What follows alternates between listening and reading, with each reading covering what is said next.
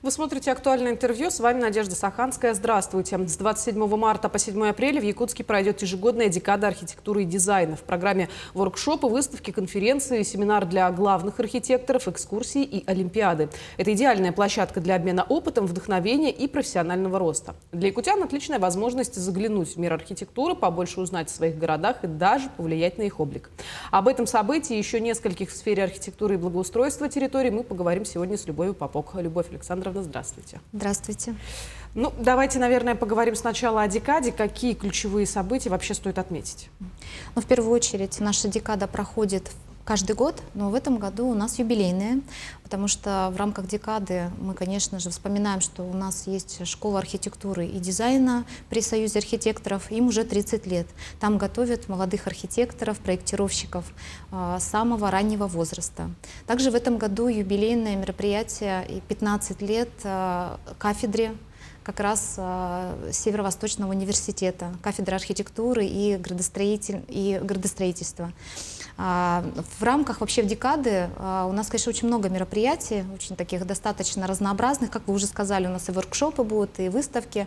Но я, наверное, остановлюсь на основных. Вот 27 марта, например, в 16:00 в Центральной библиотеке имени Неустроева Союз архитекторов организовывает воркшоп, в котором могут поучаствовать и жители. Будут рассматривать нашу набережную, продолжение набережной Романа Дмитриева, это где наш пляж. Проект не остановился еще на своей реализации, необходимо дальше благоустраивать эту территорию. И у жителей есть возможность как раз поучаствовать с сообществом архитекторов, в целом высказать свое мнение и, так сказать, немножко влиться в жизнь города. Поэтому это мы как приобщаем наших жителей к жизни и к развитию комфортной городской среды. Также 30 марта пройдет семинар. Очень важная тема, кстати, пригласили DLNC, застройщик Южная Корея, как раз BIM-технологии, потому что мы все знаем, что мы уже в трехмерных моделях должны проектировать, мир не стоит на месте, и мы в том числе должны развиваться и обучаться. Поэтому тоже такое мероприятие в виде семинара пройдет. Ну, самая важная конференция — это 31 марта. Мы, как управление архитектуры, вместе с Центром компетенций поработаем с органами местного самоуправления, мы всегда их обучаем, всегда сообщаем о новых изменениях законодательства. Ну, конечно, очень важный проект — это формирование комфортной городской среды. И целый день мы будем с нашими специалистами, органами местного самоуправления, ну и в целом, кто хочет приобщиться, это наше архитектурное сообщество, с ними работать. Само торжественное состоится 1 апреля в центре «Патриот». Тоже очень хорошее пространство, которое выбрали. И, конечно, я желаю всем посетить его, потому что параллельно там будут выставки. Одна из важных, там будут студенты, наши студии, Центр компетенции вместе с управлением также выставку проведет. Еще выставки будут в Музее археологии и этнографии, также пройдет в галерее Art City.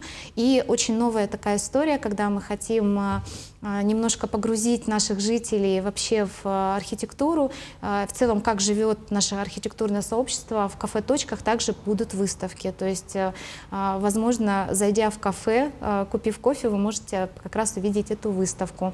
Ну и, конечно, 2 апреля мы делаем День открытых дверей. Можно посетить все архитектурные бюро и проектные организации, зайти к нам в управление архитектуры и в Центр компетенции. Тот, кто хочет вообще связать свою профессию с архитектурой и проектным направлением, добро пожаловать, мы все, конечно, ждем. Ну, вот пока так. А так, конечно, там пройдет еще очень много олимпиад, очень много встреч, круглых столов. То есть, получается, такой еще даже профориентационный момент присутствует. Да, конечно. Но декада — это же ведь не только про изменение облика города. Мы же говорим, наверное, о республике в целом. Да, конечно. Вот как декада повлияет на развитие нашего региона? Ну, во-первых, такие мероприятия — это практически площадка для встреч экспертов. То есть это разные сообщества всевозможные, где можно и застройщики, и архитекторы. Мы всегда стараемся быть такой площадкой, где можно как раз обсудить. Это диалог, площадка диалога.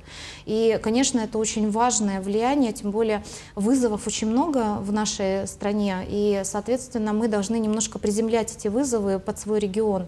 И как раз вот такие площадки, как декада, декады, или, например, в прошлом году мы проводили архнеделю, целую неделю. Мы также выходили в город, мы специально в центре устроили такое мероприятие, чтобы жители могли мимо проходя зайти посмотреть и погрузиться, как работает архитектурное сообщество.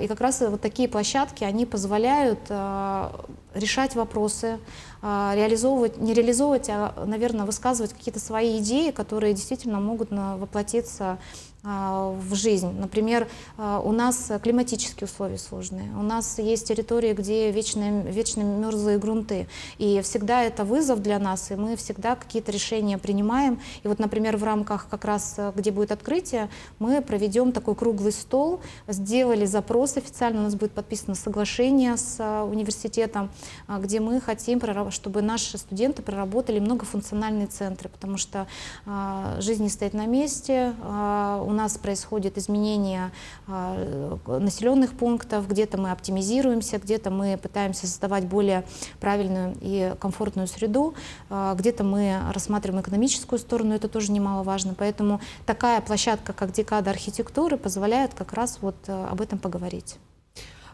Предлагаю поговорить еще о всероссийском голосовании. Какие даты определены и какие проекты от Якутии принимают участие? Так, голосование у нас пройдет с 21 апреля по 12 июня. До этого мы весь март собирали на площадке госуслуги предложения от жителей. То есть была такая возможность жителям самим предложить те территории, которые можно благоустроить. Буквально вот недавно, 27 марта, закрыли уже вот этот сайт, и, соответственно, сейчас мы готовимся уже к голосованию. Желающих достаточно с муниципалитетов очень много. Как всегда, у нас есть очень важный момент, как опорные населенные пункты, они в обязательном порядке должны участвовать. Так что хотелось бы обратиться к жителям, чтобы они не оставались в стороне. Вы всегда можете повлиять на жизнь своих территорий, поэтому приглашаю всех поучаствовать в всероссийском голосовании. А какие-то критерии есть оценки на федеральном уровне, то, что могло бы отличить нас от остальных? Потому что мы частенько выбиваемся в лидеры. Ну, самое важное, конечно, как бы это не всегда очень зачастую часто звучало, да, но идентичность сейчас на повестке дня. То есть я почему все время повторяю это слово идентичный, да, потому что действительно как раз в этом направлении Якутия в передовых, да, и у нас есть очень хорошие примеры. Опять повторюсь, город Вилюйск буквально это из новых примеров, где реализовался проект, где действительно использовались и дизайн-коды, и в целом подходы новые. Поэтому здесь для нас идентичность — это тот показатель того, что мы не просто создаем пространство, а мы изучаем историю, культуру, в целом жизнь людей, которые проживают на территории, чтобы каким-то образом немножко подсвечивать жизнь не просто населенного пункта, а все-таки у каждого села, поселка, города есть своя история. Поэтому такие объекты у нас очень хорошо приветствуются и на уровне экспертного сообщества. Поэтому здесь в целом еще я хочу сказать, активность наших жителей тоже. Это очень хороший показатель, поэтому, когда мы участвуем в всероссийском голосовании, мы не просто отдаем свой голос за тот или иной объект, но мы и даем возможность, большой шанс доказать федеральным структурам, что нам действительно нужны эти пространства. Поэтому это очень важно. Но я думаю, что тут еще и жители немножечко изменили свое мнение, потому что если раньше относились к голосованию как к чему-то, это электронное, далеко от меня находится, а здесь есть действительно живые примеры, которые находят воплощение. Да, я зачастую всегда такие мероприятия и вообще в целом формирование комфортной городской среды считаю, что это тема доверия. То есть это как раз возможность доверять друг другу. То есть когда жители видят, что действительно можно реализовать проект, за который ты голосовал, за которых вы набрали максимальное количество голосов, вы участвовали в самой разработке проектно-спетой документации, и вдруг он реализовывается, и вы уже с детьми либо с друзьями гуляете на этой территории. И это уже доверие жителей к власти. Ну и мы тоже относительно доверяем, потому что когда мы спрашиваем у жителей, какую территорию они хотят реализовать и как, то есть каким видят они общественное пространство, мы тоже доверяем жителям в решении этого вопроса. Да, действительно. Ибо об архитектурной премии Дальнего Востока Какие номинации ждете в первой национальной премии? Ну, это уже не новая история для Якутии. Мы знаем, что это уже 2 раза у нас уже такая премия проходила, но вот решили замахнуться на Дальний Восток. Нас поддержали, действительно, на Восточном экономическом форуме мы подписали такое соглашение. Номинации практически остались те же самые, единственное, что мы немножко сгруппировали, их уменьшили в части для того, чтобы Дальний Восток мог участвовать, чтобы все регионы участвовали, потому что мы очень интересные, мы разные, регион в целом сам по себе, дальневосточная территория очень разная, да, начиная от арктических территорий и заканчивая теплым морем. Поэтому мы постарались адаптировать нашу премию к условиям Дальнего Востока. Это, конечно же, мы хотим подсветить все национальные проекты, это социальная инфраструктура, это, конечно же, жилье, это, конечно же, общественное пространство, туризм, это немаловажно, то, что влияет на экономические, да, эффекты. Ну и самое важное, это то, что в целом цель данной премии, это, конечно же, посмотреть, а что же произошло, какие изменения произошли на Дальнем Востоке. Ведь мы помним, есть поручение президента Российской Федерации по разработке мастер-планов Дальнего Востока.